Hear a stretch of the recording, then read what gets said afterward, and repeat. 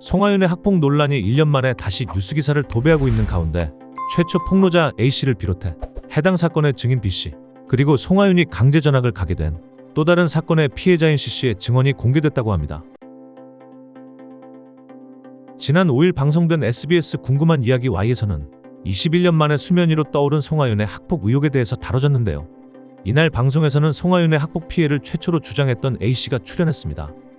A씨는 21년 전 점심시간 송하윤에게 놀이터로 불려나가 영문도 모른 채 따귀를 맞았고 무려 90분간 이어진 폭행은 5교시 시작종이 울리자 멈췄다고 증언했습니다. 2004년 여름 이후도 모른 채 불려나가 뺨을 맞은 것밖에 기억 안 난다. 송하윤이 오른손으로만 때렸던 걸로 기억한다. 당시 학교에서 싸움 잘하고 잘 나가는 형의 여자친구였다라며 당시를 회상했던 A씨는 송하윤이 그 사건이 발생한 지 얼마 안 된 시기에 다른 학폭으로 인한 강제 전학을 가게 됐다고 주장했습니다. 송하윤 측의 억지 주장으로 범죄자 프레임이 씌워졌다는 것에 대해서는 미국에 거주하고 있는 A씨가 생업으로 인해 쉽사리 한국으로 들어와 수사기관에 출석에 응할 수 없어 경찰로부터 지명 통보된 후 수사 중지라는 연락을 받았지만 자신의 연예계 복귀를 위해 A씨를 지명 수배자라는 범죄자 프레임을 씌워 자신의 죄를 덮으려 했다고 주장했습니다. 일방의 주장만을 지지하는 편파 방송을 할 수 없었기에 제작진은 A씨의 주장에 대해 진위 여부를 확인했는데요. 경찰로부터 A씨가 지명 수배가 아니라 지명 통보된 사실을 확인했으며 또한 송하윤과 A씨의 사건이 벌어졌다는 반포고등학교의 동창들도 수소문한 결과 A씨의 사건이 발생했을 당시 직접 현장에 있었다는 B씨의 목격담을 전했습니다. 처음에는 쿠션 같은 것으로 때리기 시작했고 너무 놀라 말려봤지만 쌍욕을 하면서 한 손으로 A씨의 얼굴을 때렸고 평소와는 전혀 다르게 욕하면서 때리는 모습이 충격이었다. 이런 게 소문으로만 듣던 모습이었구나라며 당시의 상황을 회상했습니다. 그 외에 반포고등학교의 다른 동창들 중 일부는 송하윤에 대해 이쁜 연예인이 왔고 착했으며 선생님들한테도 잘했던 학생이었다라고 기억했지만 또 다른 졸업생들은 아무 이유 없이 시비를 걸었고 전학 오기 전 다녔던 부천에서의 안 좋았던 소문들이 점차 당시의 학교에도 전해졌다고 합니다.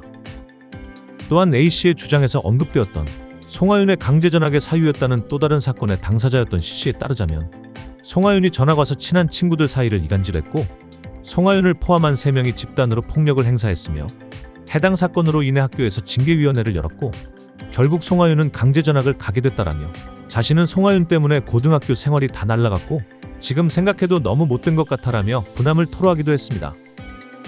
현재의 논란에 대해 송하윤 측은 처음에는 강제 전학도 안 갔고 학교 폭력도 없었고 모든 내용이 거짓말이다라고 주장했습니다.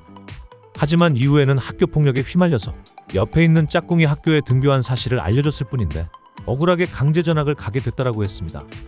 그런데 이제는 원활한 연예계 활동을 하기 위해 자발적으로 전학을 갔다라고 말이 바뀌었는데요.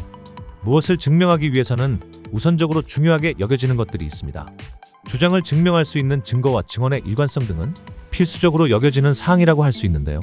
피해자라고 주장하는 이들은 대부분 증언이 일관되어 제3자에게 설득력을 주고 있습니다. 하지만 이에 반해 송하윤 측의 주장은 애매모호하며 상황에 따라 변하고 있는데요. 당연히 진실이 하나라면 과연 누구의 손을 들어줘야 할까요? 상황이 전혀 뒤바뀔 것 같지 않은 현재 과연 송하윤이 숨겨둔 비장의 카드가 있는 걸까요? 송하윤 측은 자신에 대해 폭로한 A씨에 대해 모든 증거를 수집했고 준비를 마쳤다고 했는데 왜 아직까지 묵묵부답인 걸까요? 반드시 20년 넘게 응어리진 한을 풀기를 바란다라는 대중들의 일방적인 응원을 A씨와 다른 피해자들에게 전하며 영상 마치겠습니다.